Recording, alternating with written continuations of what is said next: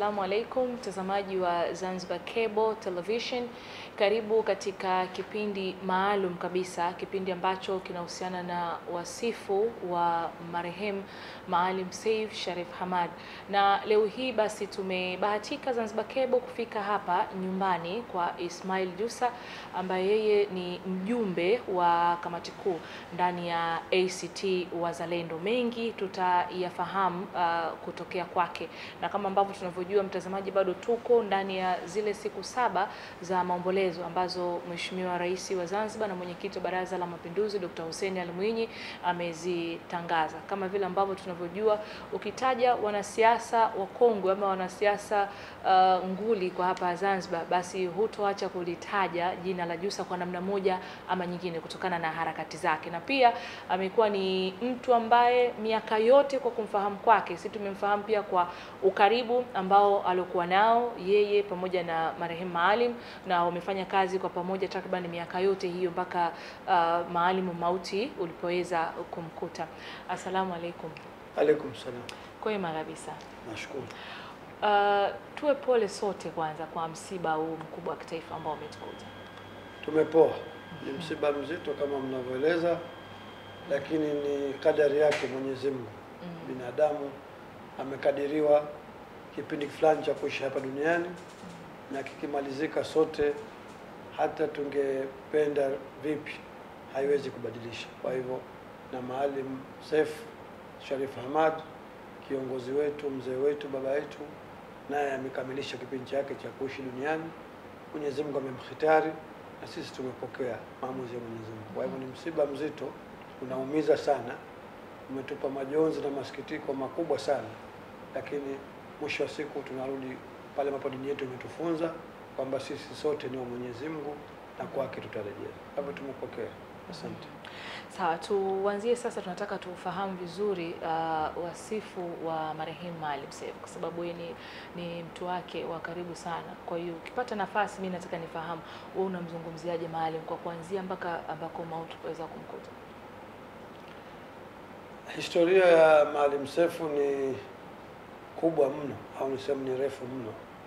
Kwa hivyo mara nyingi inatupa shida sisi ambaye tulikuwa tumepata bahati ya kumfahamu kwa ukaribu kuieleza kwa ufupi, na najua moja ambalo natupa shida ni kuchukua muda wenu mwingi katika kipindi kifupi, lakini tuseme tu kwamba Maalim Seif alizaliwa kisiwani Pemba katika kijiji cha Nyali Mtambwe tarehe 22 Oktoba 1943, na huko ndiko alikoanzia elimu yake. Alijiunga na skuli ya Uondwe na baadaye skuli ya Wete Boys katika wilaya ya Wete, ambapo alimaliza masomo yake mwaka 1957 elimu ya msingi, na baadaye akapasi vizuri kuendelea na elimu ya sekondari.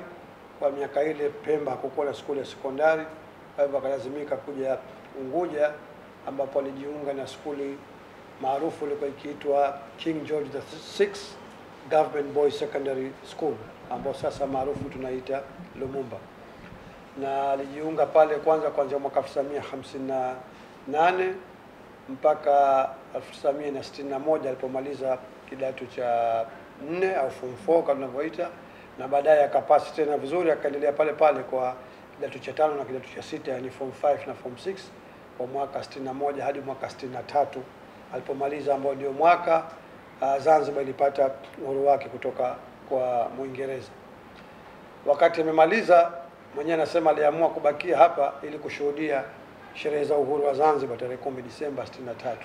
Na wakati huo alikuwa ameanza taratibu za kujaribu kuomba masomo ya elimu ya juu kwa maana ya chuo kikuu, lakini hakufika mbali. Ndipo tarehe 12 Januari 1964 yalipotokea mapinduzi, na rais wa kwanza wa Jamhuri ya Watu wa Zanzibar marehemu Mzee Abedi Amani Karume, kutokana na pengo kubwa lililosababishwa na wafanyakazi wa kigeni hasa Waingereza na wengine wenye asili nyingine, lakini walikuwa na raia wa Kiingereza, walipoamua kuondoka Zanzibar kutokana na misukosuko na mitikisiko na mikiki ya mapinduzi, akaomba vijana wale ambao walikuwa wamemaliza form 6 kujaza baadhi ya nafasi hasa katika ualimu. Kwa hivyo Maalim aliombwa kusomesha, akiwa hajafanya chochote au hajasomea chochote kuhusu kazi ya ualimu, kwa amemaliza form 6. Lakini nadhani kama kipaji kilianza kuonekana hapo. Sisi tulikuwa hatujazaliwa wengine, lakini tuna tafsiri kutokana na yaliyotokezea kwamba alianza kusomesha kazi ambayo hakuisomea na kwa mwaka ule 64, na kwanza alianza katika skuli hiyo aliisomea mwenyewe ya King George ambayo sasa ilikuwa inaitwa Lumumba, na baadaye akapewa uhamisho ile skuli ya Fidel Castro kisiwani Pemba ambapo ilikuwa imejengwa mwaka 62 63.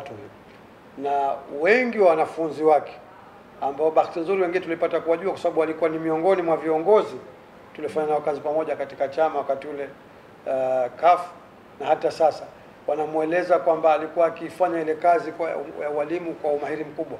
Wengi wakituambia kwamba kama humfahamu Maalim Seif kama mwalimu, basi we ni pocho kabisa kichwani, huwezi kuelewa chochote. Na nafikiri linadhihirika hilo katika maisha yake yote, jinsi alivyokuwa akieleza jambo kwa ufasaha.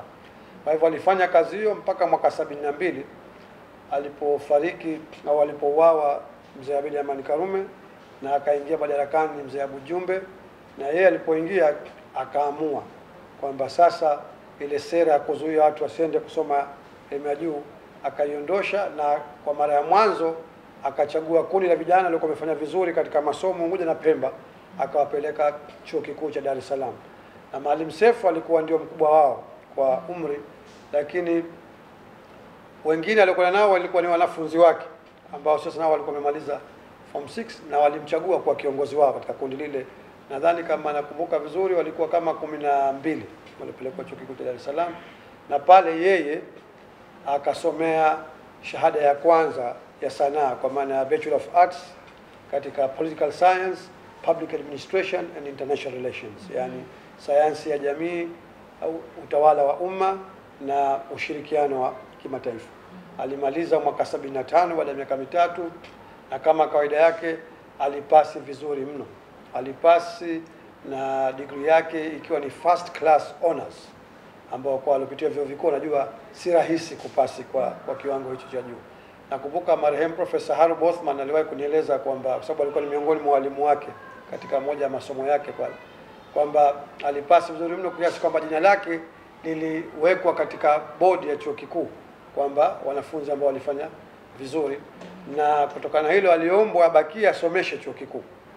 Walimtaka ajiendeleze pale kwa degree ya pili, lakini pia anasomesha, lakini mzee Jumbe akakataa, akasema hawa nimewaleta kuja kuwasomesha ili waje watumike Zanzibar. Na kweli alidhihirisha hilo, na aliporudi Maalim Seif akachaguliwa kwa katibu wa rais au msaidizi wa rais Jumbe. Wenzake alochaguliwa nao wakati huo wakaenda wote chuo kikuu, sasa hivi na wao nafasi zao ni zipi? Wengine wameshatangulia mbele haki, wengine bado, lakini moja ambalo naweza kulisema ukiwatizama takriban wote walitumika katika nafasi za juu. Nadhani wa chini kabisa walikuwa ni wakurugenzi kwa ngazi, walikuwa ni wakurugenzi, makatibu wakuu, wengine wamekuja kuwa mawaziri, wengine wamekuwa makamu wa rais. Katika kundi lile kwa mfano unampata Maalim Seif Sharif Hamad, lakini pia alikuwemo Maalim Faisal Mbamba, alikuwemo Omar Ramadhan Mapuri, alikuwemo Juma Duni Haji, alikuwemo Mabruk Jabu Makame, alikuwemo Muhammad Mwinyi Haji Mzale, alikuwemo Abdul Aziz Ali Said, alikuwemo Idi Pandu Hassan ambaye alikuja kuwa mwanasheria mkuu wa Zanzibar na waziri, alikuwemo Mheshimiwa Abubakar Khamis Bakari aliyefariki karibuni, ambaye miaka mingi alikuwa kiongozi wa upinzani baraza la wakilishi, mwanasheria mkuu wa Zanzibar, jaji wa mahakama kuu na waziri. Alikuwemo Said Gharib Bilal, mdogo wake Dr. Mohamed Gharib Bilal. Kwa hivyo lilikuwa ni kundi ambalo walikuja wakashika nafasi kubwa katika serikali. Tushafahamu sasa wasifu wake katika elimu. Sasa baada ya hapo nini kiliendelea kwake? Kama nilivyosema, aliporudi kutoka chuo kikuu kwanza aliteuliwa kwa katibu au msaidizi wa rais Jumbe kwa wakati ule, na mwenyewe akieleza kwamba ilikuwa kwa sababu hakuna mipaka au kutenganisha shughuli za serikali na za chama. Alipokuja alikuwa akimsaidia rais Ikulu, lakini vile vile akimsaidia kama rais wa chama cha Afro Shirazi. Kwa hivyo pia alikuwa akiripoti Kisiwandui kwa wakati ule makao makuu ya chama cha Afro Shirazi. Akafanya kazi hiyo vizuri sana na mwaka 75 mwaka 77, yani miaka miwili tu baada ya mwaka 75 kuifanya kazi hii, inaonekana Mzee Jumbe kwa kuvutiwa naye akamteua kwa waziri wa elimu. Akawa waziri wa elimu, mjumbe wa Baraza la Mapinduzi kwa miaka mitatu mpaka mwaka 1980. Na kipindi hichi Maalim Seif anaingia katika historia kwamba yeye alikuwa ni miongoni mwa wajumbe wa Baraza la Mapinduzi la mwanzo lilopitisha katiba ya Zanzibar ya kwanza ya mwaka 79 aliyoleta Mzee Jumbe. Wakati alipokuwa waziri wa elimu, pengine ni kwa wakati huo nyinyi ambao ni watu wake karibu, nini mnajivunia katika wakati huo, ama alifanya nini kikubwa pengine kwa namna moja ama nyingine kuleta pengine maendeleo katika elimu ya Zanzibar? Mimi kipindi hicho nilikuwa mdogo sana. Kwa hakika 77 anakuwa waziri wa elimu, mimi ndo naanza darasa la kwanza. Kwa hivyo ni vigumu nitakuwa nasema uongo nikitaja mambo ambayo nayakumbuka mimi labda kwa wakati ule. Lakini baadaye kukuja kufuatia historia kwa waliokuwa wakijua na mwenyewe alivyokuwa akielezea, kwa sababu tulikuwa tukimsaidi tukikaa naye wakati mwingine tunapokuwa wakati wa mapumziko na kufanya mazungumzo ya kawaida tukimsaili masuala haya. Na wengine wamekuja kuwathibitisha katika kufanya naye kazi. Moja analosifiwa nalo kubwa sana ni kuondosha utoaji wa elimu ya juu kwa misingi ya kikabila Zanzibar. Kwa sababu baada ya 64 iliwekwa utaratibu kwamba ili kuwasaidia waliokuwa nyuma kielimu, basi kuwekwe asilimia za wanafunzi kupasi, na haikutokana na kiwango cha ufaulu wa mitihani. Kwa hivyo yeye alikifuta hicho, akasema Wazanzibari wote ni sawa, anayepasi vizuri ndio asonge mbele katika masomo ya chuo kikuu. Na ilisaidia kwa namna moja nyingine kuweza kupushi elimu yetu. Bila shaka, kwa sababu kwanza ilileta ushindani, badala mtu kuona kwamba anapewa nafasi kwa sababu tu yeye ni wa asili fulani au kabila fulani, ikategemea sasa uwezo wako wa kusoma na kujitahidi na kufanya vizuri. Kwa hivyo hilo moja. Na ni mfumo ambao ndo huu tunaendelea nao hadi leo. Okay. Lakini jingine ambalo pia analitaja, kwa sababu mwenyewe anasema alirithi elimu katika hali mbaya sana baada ya kuwa imevurugwa kwa muda mrefu sana. Kwa hivyo yeye alimkabili aliyokuwa rais wake wakati huo marehemu Sheikh Abu Jumbe na kutaka aongezewe budget ili kuweza kufanikisha marekebisho makubwa ya mfumo wa elimu. Moja yakawa ni matengenezo ya majengo, ununuzi wa furniture katika maskuli ili wanafunzi wapate pa kukaa, kununua vitabu, kununua mabuku na vitu vingine vya maskuli. Lakini vile vile mwenyewe akituambia sote kwamba kulikuwa na upungufu mkubwa wa walimu ambao walikuwa wana uwezo mkubwa. Kwa hivyo yeye ndiye alianzisha utaratibu wa kuwaomba walimu kutoka nje ya nchi. Walitafutwa walimu kutoka Misri, kutoka Sudan, kutoka Nigeria, wakaletwa hapa. Hata wengine inasemekana walikuja kutoka Urusi, lakini walikuja hapa ili kuweza kusaidia kuboresha viwango vya elimu. Kwa hivyo haya ni baadhi ya mambo ambayo yanatajwa kama ni mafanikio yake katika kipindi kifupi tu cha miaka mitatu aliyotumika kama waziri wa elimu. Kuna mtu ni kiongozi kwa sababu kapewa nafasi, kwa sababu kaombwa akachaguliwa, na kuna kiongozi ambaye huibuka tu wenzake wakasema huyu ana sifa zote za kuwa kiongozi wetu. Na hivyo ndivyo alivyokuwa Maalim Seif. Maalim Seif kaitwa Maalim wakati walimu wako wengi sana. Lakini kwa nini watu waliona fahari kumuita yeye ni Maalim hata ambao hakuwasomesha? Ni kwa sababu ya kumtambua kwamba anabeba maono fulani, yeye ni mwalimu wao katika shughuli zao. Lakini Maalim alikuwa waziri kiongozi, ambapo nafasi ya Kiingereza ikiitwa chief minister. Wengi walioendelea kumuita chief miaka mingi baada ya kuwa waziri kiongozi, akisema sote kwamba Zanzibar Mwenyezi Mungu ameipa bahati ya kuwa katika pahala kijiografia ambapo inaweza kuwa na au ni eneo la kimkakati la kuweza kuwa kituo kikuu cha biashara na harakati za uchumi na fedha katika ukanda huu wa Afrika Mashariki na Kati. Kwa hivyo hilo alilisema kwa nguvu sana katika uchumi kwamba anaamini kwamba hiyo itazalisha fursa nyingi za ajira, itaifungua Zanzibar kiuchumi, na ili kufikia hilo alikuwa akisema siku zote kwamba manake Zanzibar lazima iwe na bandari kubwa ya kisasa, iwe na viwanja vya ndege vikubwa vya kisasa Unguja na Pemba, na kwamba kwa njia hiyo tu ndio Zanzibar inaweza kufunganishwa na maeneo ya nje ya Afrika, na wakati huo kwa ni mlango wa kuingilia Afrika na kutokea Afrika kuelekea katika dunia. Kwa hivyo ilikuwa ni moja katika sera zake kubwa sana. Lakini kubwa pia ambalo limemtofautisha na wote ni ujasiri wake wa kuisimamia Zanzibar katika muungano. Nadhani hilo ndio ambalo watu wengi wanamkumbuka na wanajitambulisha naye hilo. Kilipoasisiwa chama cha CUF, yeye kwanza alikuwa makamu mwenyekiti wa chama, na baada ya miaka 5 kutumikia nafasi ile, wenzake miaka 7 kuanzia 92 hadi 99, wenzake wakamwomba aende katika nafasi ya katibu mkuu ambayo ilikuwa inahitaji uongozi madhubuti katika kukiendesha chama kama taasisi. Kwa hivyo akawa katibu mkuu mwaka 99 mpaka tulipohama CUF mwaka 2019. Kwa hivyo kwa miaka 20 alikuwa katibu mkuu wa CUF. Lakini pamoja na yote yale, Maalim Seif yule na dhamira ile ya kuleta suluhu, kuunganisha watu, kuleta umoja na masikilizano katika Zanzibar, kakubali mwaliko wa Rais Dr. Hussein Ali Hassan Mwinyi kujiunga naye katika serikali ya umoja wa kitaifa, na Maalim akateuliwa tena kwa makamu wa kwanza wa rais wa Zanzibar. Na nadhani sote ni mashahidi kwamba pamoja na kwamba wakati ule labda ushindani ulikuwa mkubwa zaidi, lakini mara hii dhamira ya dhati aliyoonyesha Dr. Hussein Ali Hassan Mwinyi ilimvutia mno Maalim Seif, na ndio maana kwa kipindi kifupi tu alikuwa ametoa mashirikiano makubwa zaidi, na kwa pamoja amefanikiwa kuituliza Zanzibar na wamefikisha hapa kiasi ambacho msiba wake umetikisa nchi na umepokelewa na wananchi wote. Tumeona Dr. Hussein Ali Hassan Mwinyi, yeye umeona ametikisika zaidi pengine kuliko wengi walivyotarajia, kwa sababu ameona umuhimu wa kushirikiana na mtu huyu. Na hao wawili nadhani wametujengea msingi mpya baada ule ambao ulikuwa umeanzishwa na Rais Amani Abeid Karume na Maalim Seif mwaka 2009-2010. Kipindi hichi wamekuja kutupa nguvu kubwa zaidi, na sote tunamwombea Mungu rais wetu Dr. Hussein Ali Hassan Mwinyi aweze kupaendeleza pale ambapo yeye na mwenzake walipaanza, ili Zanzibar izidi kutulia, ipate fursa ya kuwaunganisha watu wake, watu wote wajihisi ni raia sawa katika visiwa hivi, na tupate nafasi kubwa ya wote kushiriki katika kuipeleka mbele nchi yetu, irudi pale ambapo Maalim Seif sote akisema kuifanya Zanzibar kwa Singapore ya Afrika Mashariki. Jusa asingelikuwa Jusa kama si Maalim Seif. Ameshiriki mno kunijenga kwa kunipa nafasi mbalimbali na kunisukuma, lakini hayo si madhumuni ya kipindi chetu leo tunamzungumza Maalim Seif.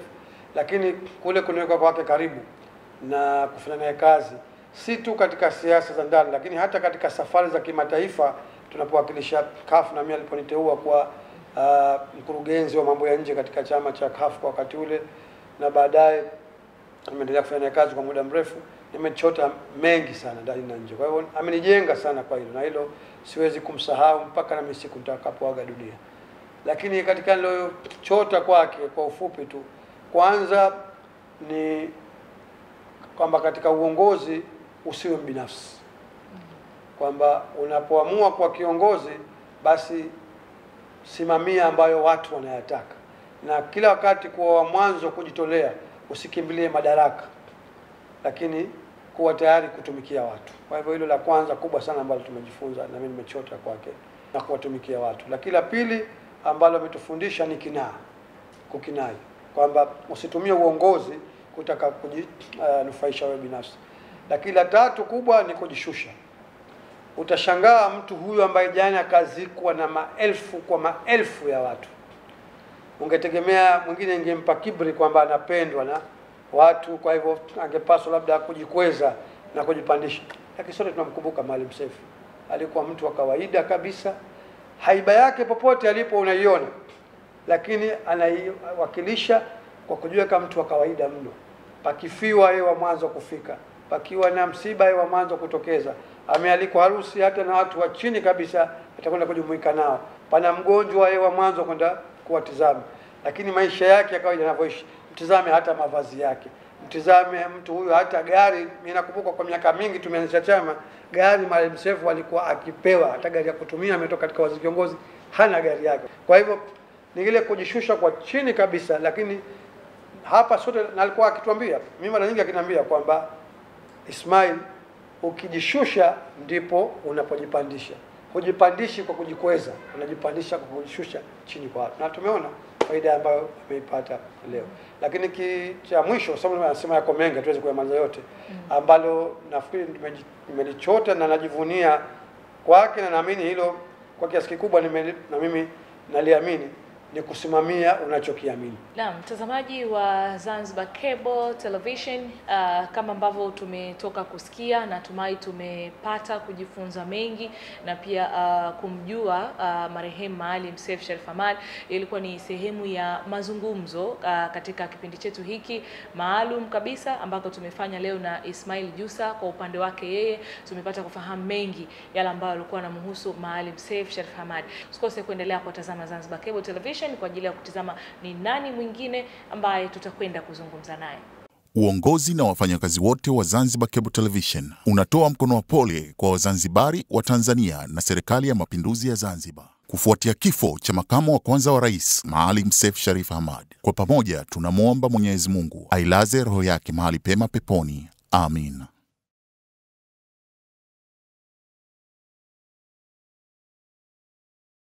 Kwa vipindi hivi na vinginevyo tembelea YouTube channel yetu ZCTV Media.